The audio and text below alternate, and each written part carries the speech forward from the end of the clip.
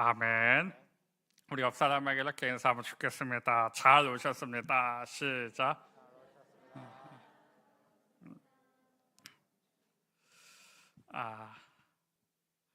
저도 수요일 날에 이렇게 예배당에 오는 게 쉽지가 않으신 텐데 우리 성도님들 피곤하겠지만은 또 이렇게 와서 함께 예배드릴 수 있는 그 은혜를 우리가 하나님 앞에 감사했으면 좋겠습니다.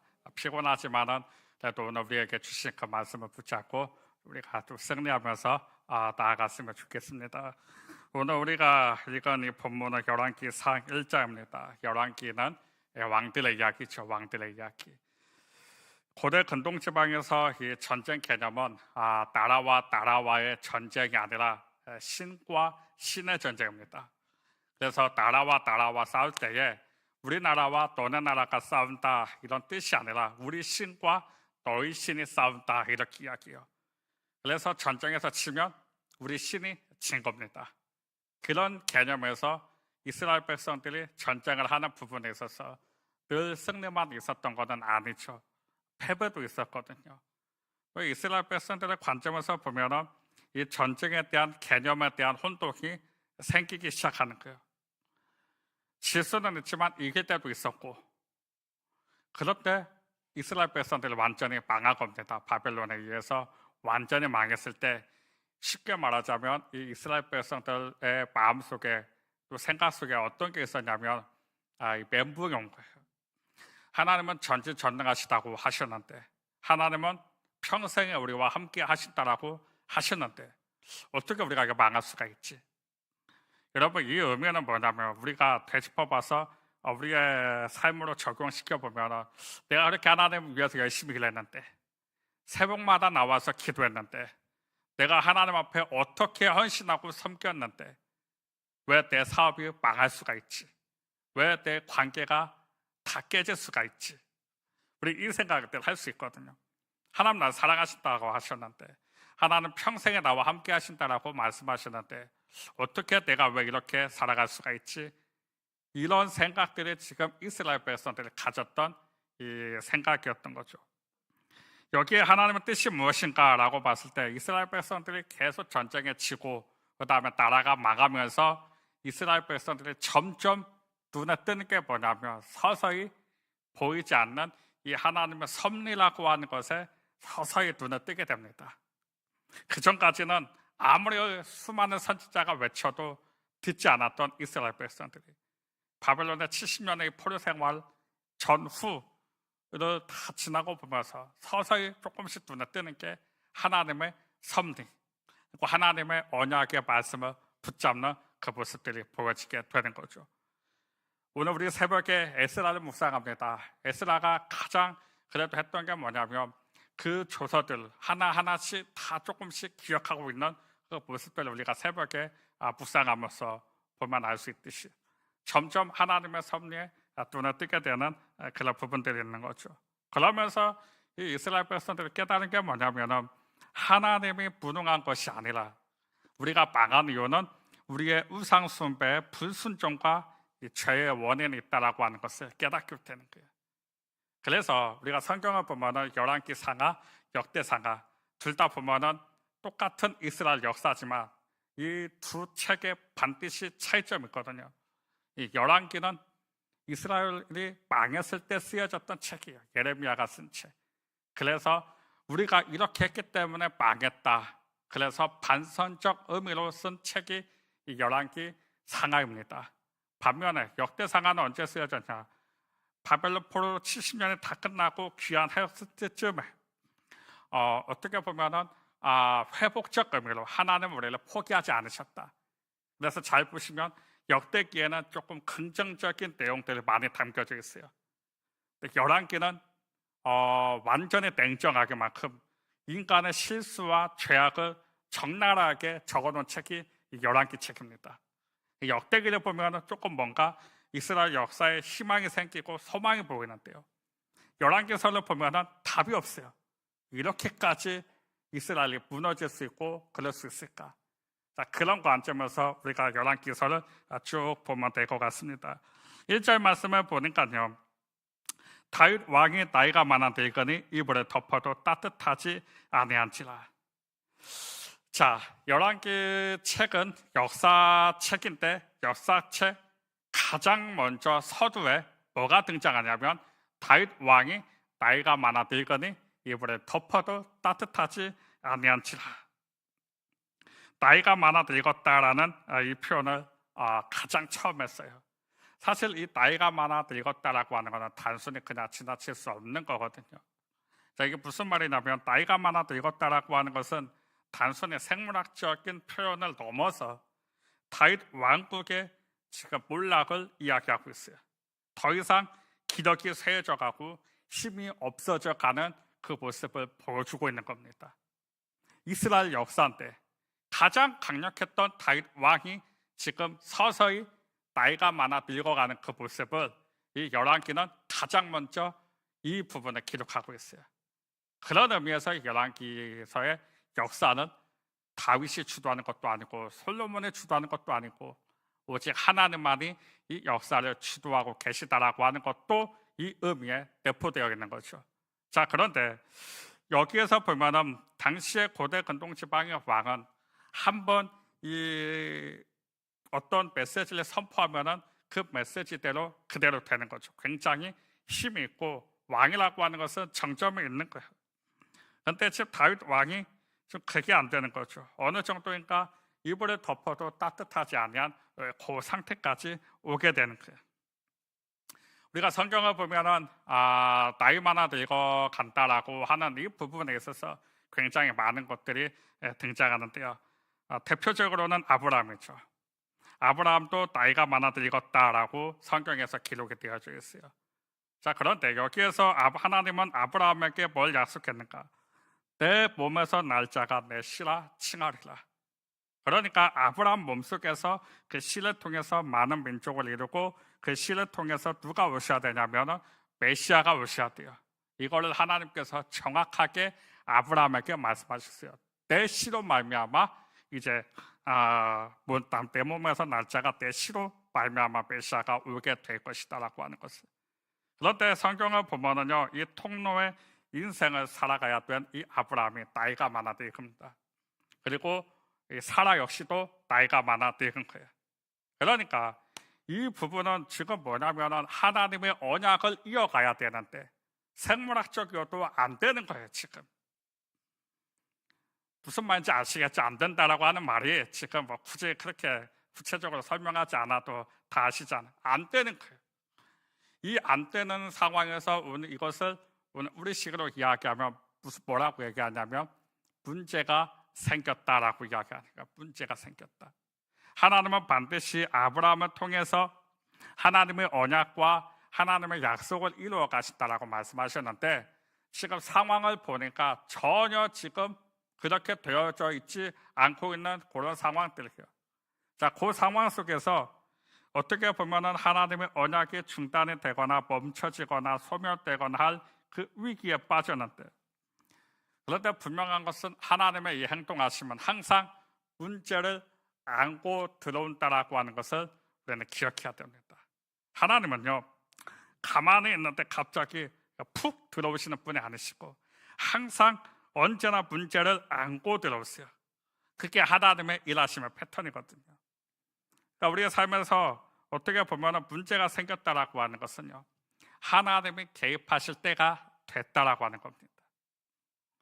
자, 그런데 어떤 문제가 발생했을 때 이제 하나님이 개입하시고 하나님이 행동하시는 시간인데, 나이가 많아 늙으니까 어떤 문제가 생기냐면 첫 번째, 언약이 중단될 위기에 처해 있고, 두 번째는 인간의 꾀가 작동이 됩니다. 보니까 안 되겠는 거예요. 아브라함도 그렇고 사라도 그렇고 이거 언약이 잘 안 될 것 같은데, 근데 하나님은 분명히 말씀하셨고 내가 생각하는 때와 하나님의 생각하는 때가 전혀 안 맞는 거예요. 타이밍이. 그러니까 나타나는 게 인간의 꾀가 작동을 하는 거죠. 그래서 아브라함이 장꾀를 씁니다. 어떻게 하니까? 자기가 상속자를 정해요. 그래서 창세기 15장 2절 말씀을 보면은 이런 말씀이 있어요. 창세기 15장 2절 말씀을 보면은 제가 읽어드릴게요. 여기 나와 있네요. 같이 한번 읽어볼까요? 시작. 주 여호와여 무엇을 내게 주시려 하나이까? 나는 자식이 없사오니 나의 상속자는 이 다메섹 사람 엘리에셀이니이다. 그러니까 아브라함이 장교가 뭐냐면 엘리에셀이에요. 상속자는 반드시 아브라함의 몸속에서 날짜가 하나님의 언약을 이뤄 가시는 건데, 지금 아브라함은 안 될 것 같으니까 자기가 머리를 써서 엘리에셀이라고 자기 상속자를 정해놓고 가는 거죠. 사실 이것은 하나님의 방식이 아니죠. 항상 하나님은 그 문제를 안고서 들어오시는 분이라고 하는 거예요. 자, 이런 의미로 봤을 때 다윗이 나이가 많아 늙었다, 그래서 이불을 덮어도 따뜻하지 아니하였다라고 하는 이 말씀은 부심이 흘려보낼 문장이 아닌 거죠. 이불을 덮어도 따뜻하지 않았다라고 하는 것은 뭐냐면 언약의 위기, 그리고 언약이 중단될 위기, 하나님의 약속이 사라질 그 문제 속에 있다고 하는 거죠. 그래서 이 다윗의 신하들이 무엇을 고안을 해내냐면 이것이 오늘 본문 2절 말씀이에요. 2절 말씀을 보니까요, 같이 한번 읽어볼까요? 시작. 그의 시종들이 왕께 아르되 우리 주 왕을 위하여 젊은 처녀 하나를 구하여 그로 왕을 받들어 모시게 하고 왕의 품에 누워 우리 주 왕으로 따뜻하시게 하리이다 하고, 이게 뭐냐면 수넴 지역에 젊은 아름다운 여자를 하나 구합니다. 아비삭이라고 하죠. 그리고 이걸 들여보내요. 보편적으로 이 고대 시대 치료의 한 방식이 뭐냐면은 이 사람의 몸을 따뜻하게 맞대어 가지고 치료하는 것이 고대 근동 지방의 치료의 보편적인 방식이었어요. 이게 뭐냐면 열왕기하 4장에 보면은 이 엘리사가 당시에 수넴 여인의 아들을 고칠 때에 입과 입을 맞대고 손과 손을 맞대고 발과 발을 맞대어서 이렇게 덮은, 아마 그 사건을 기억하실 겁니다. 이건 뭐냐면은 당시의 고대 근동 지방에 보편적으로 치료했던 그 방식대로 이 엘리사가 똑같이 하나님의 이름으로 치료를 해준 거죠. 그런 의미에서 봤을 때 이 수넴 여자 아비삭을 치료의 목적으로도 데리고 왔고, 두 번째, 나이가 많아 늙었으니 지금 봤을 때는 첫째 아들도 죽었고 둘째 아들도 죽었거든요. 그러면은 다윗의 몸에서 날짜가 지금 왕을 이어가야 될 것 같은데 안 되니 그 첩의 의미로도 수넴 여인 아비삭을 데리고 온 거예요. 그러니까 두 가지의 의미로서 지금 우리 왕의 신하들이 생각을 장꾀를 굴리고 그렇게 이어가려고 했던 거죠. 이 수넴 여인을 보니까 4절에 보니까요, 처녀는 심히 아름답다라고 이야기를 하고 있어요. 당시 고대 근동 지방에 이 수넴 지역이 굉장히 이 미인촌으로도 알려져 있어요. 그래서 치료를 할 때도 수넴 지역의 여인들을 데려다가 같이 몸과 몸을 맞대어서 치료도 하고 어떤 첩을 얻으려면 그 지역에 가야 또 미인들이 있다라고 이야기를 하고 있는 거죠. 여기에 수넴 지역에 절세 미인들이 많이 등장을 하는 거죠. 이렇게 봤을 때 우리 한국에도 미인촌이 아주 유명한 데가 있습니다. 어디신지 아시나요? 망포동입니다. 망포동.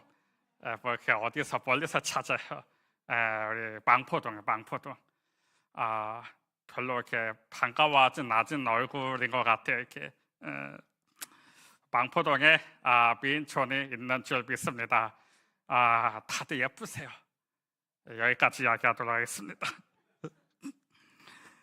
그러니까 이 수넴 지역은 특별히 미인촌으로도 유명한, 그래서 이스라엘 사람들이 그렇게 생각되어지는 장소에서 뒤지고 뒤지다가 마지막 있는 거기에서 이 수넴 여인 아비삭을 데려오는 거죠.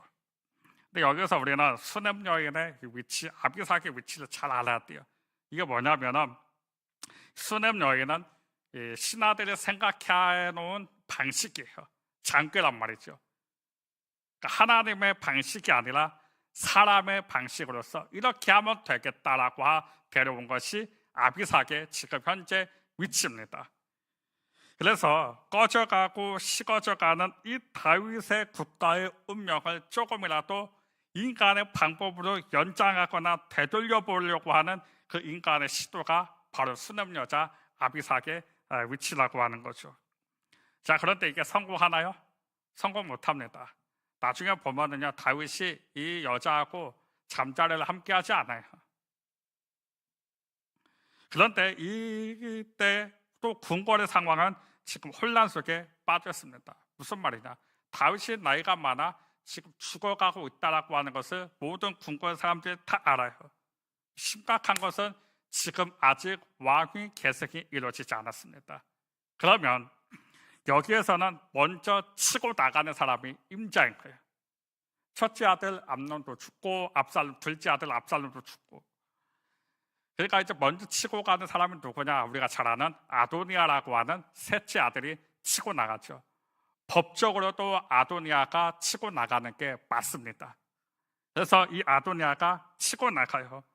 근데 문제는 뭐냐면 일찍이 이 다윗이 어렸을 때에 실수를 하죠. 밧세바 사건. 그리고 나서 이 밧세바 몸에서 난 아들을 죽고 그 다음으로 용서와 화해의 그 의미로 사인으로 준 솔로몬 이 아들이 있어요. 이 아들에 있어서 그때 이 죄를 지적했던 나단이 그 유명한 사무엘하 7장에서 나단의 신탁을 하죠.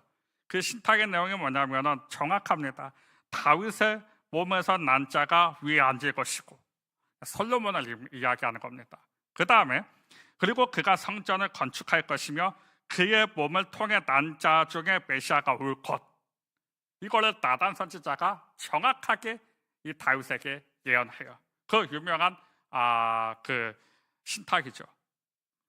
그러니까 이 부분에 있어서 보면은 지금 궁궐의 분위기는 전혀 세상적인 방식으로 이 법적인 정통성을 찾아서 가고 있는데 지금 정작 왕의 계승을 책봉할 다윗은 아무 힘도 없고 지금 더 나아가서 궁궐 밖에 무슨 일이 벌어지는지 아무도 몰라요. 그 상황인 거죠. 자, 이때 5절을 보면요, 그때의 학깃의 아들 아도니아가 스스로 높여서 이르기를 내가 왕이 되리라 하고 자기를 위하여 병거와 기병과 호병 50명을 준비하니. 이 아도니아가 이 상황을 정확하게 캐치를 하고 이제 치고 나갈 준비를 합니다. 치고 나가면서 스스로 왕이 되고자 하는데 당시에 이스라엘에서 확실하게 이 정권을 잡으려면 두 가지가 필요해요. 하나는 군사, 하나는 종교. 이 두 가지를 잡아야 되는데 이 아도니아가 당시에 정치적인 감각이 굉장히 뛰어났어요. 딱 치고 나갈 때 뭐와 뭐를 잡아야 되는지를 정확히 알았던 사람인데요. 자, 7절에 보니까요, 뭐를 잡았냐? 아도니아가 스루야의 아들 요압과 이 군사를 잡았죠. 요압 우리가 잘 알잖아요. 그 다음에 제사장 아비아달과, 그러니까 이 군대와 제사장을 두 개를 동시에 잡고 모의하니 그들이 따르고 도우나. 그러니까 답이 없는 거예요. 그런 상황 속에서 자 6절을 보면요, 6절 보면은 그는 압살롬 다음에 태어난 자요. 이 아도니아에 대해서 설명을 하는데요, 용모가 심히 준수한 자라. 그의 아버지가 내가 어찌하여 그리하였느냐고 하는 말로 한 번도 그래 섭섭하게 한 일이 없었더라. 이게 무슨 말입니까? 굉장히 잘했다라는 거죠. 아버지가 봤을 때, 아도니아를 봤을 때는요, 근심이 없어요. 우리 성도님들도 첫째, 둘째, 셋째 보면은 어떤 자녀는 답이 없는 자녀가 있죠. 그렇죠? 수백 번 얘기를 해도 변화가 전혀 없는 자녀가 있는가 반면에 그냥 가만히 있어도 알아서 탁탁탁 자기를 탁탁탁 잘하는 자녀가 있어요. 봐도 마음이 시원해요. 얘를 보면 열받다가도 얘를 보면 마음에 기쁨이 찾아오는 그런 자녀가 바로 누구냐면 이 아도니아인데, 이 아도니아가 보면은 아버지와의 관계에서도 그렇게 썩 나쁜 것 같지는 않았어요. 그리고 정치적인 감각도 굉장히 뛰어난 거죠.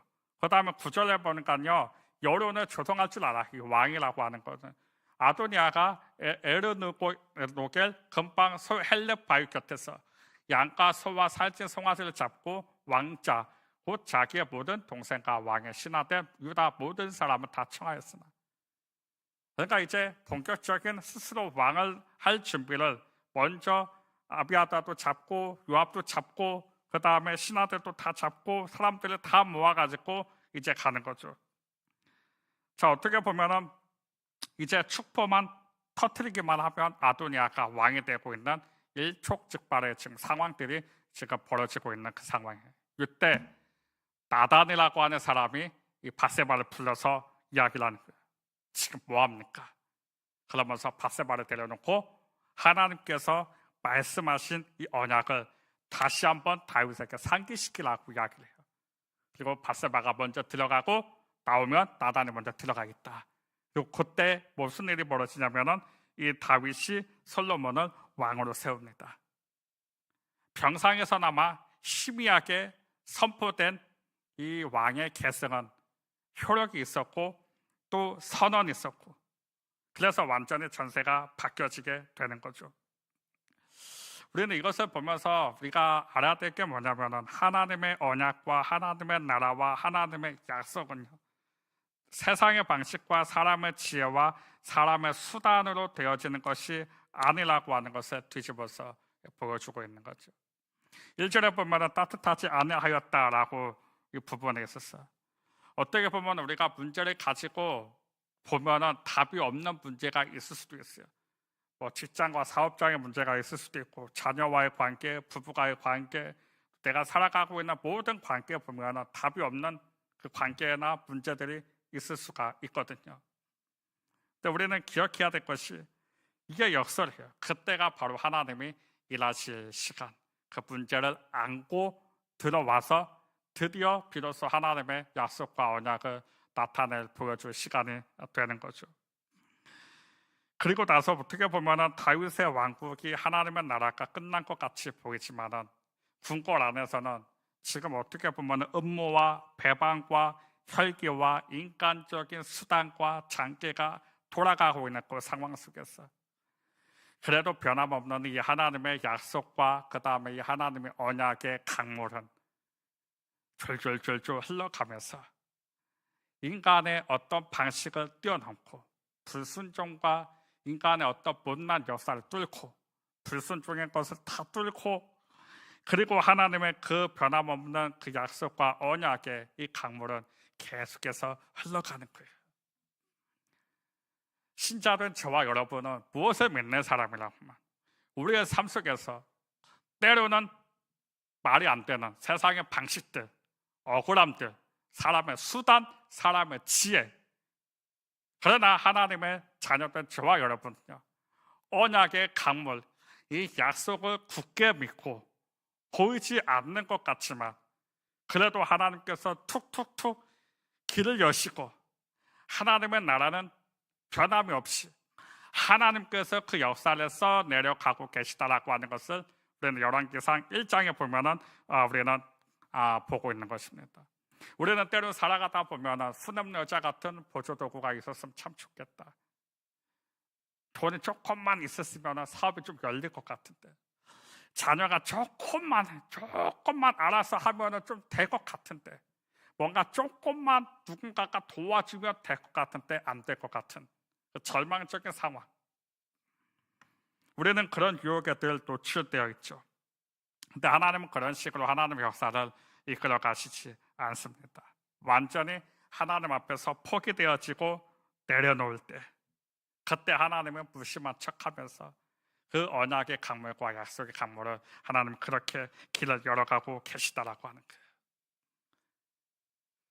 이 은혜와 이 언약과 이 약속은 비단 다윗 왕 때, 솔로몬 때 있었던 일이 아니라 이 역사를 오늘 저와 여러분들은 예수 그리스도의 십자가의 은혜로 말미암아 이것을 믿는 그 즉시 이 역사와 은혜와 언약이 우리의 삶으로 가져올 수 있는 은혜가 있다라고 하는 것입니다.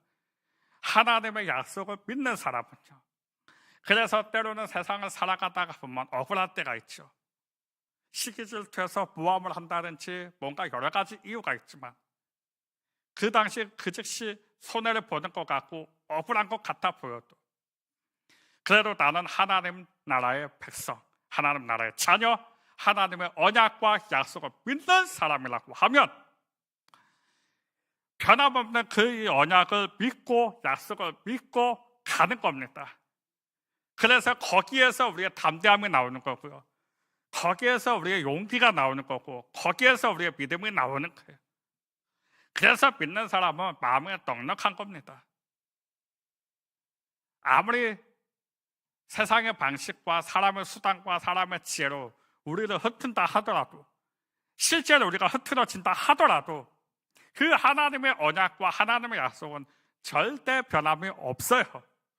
그렇기 때문에 우리는 그것을 믿고 찬송하며 나갈 수 있는 거고, 자녀가 엄청 썩어 썩여도 우리는 오늘 찬송할 수 있는 것은 결국 이 자녀는 하나님의 약속대로 언약대로 이끌어 가실 거기 때문에.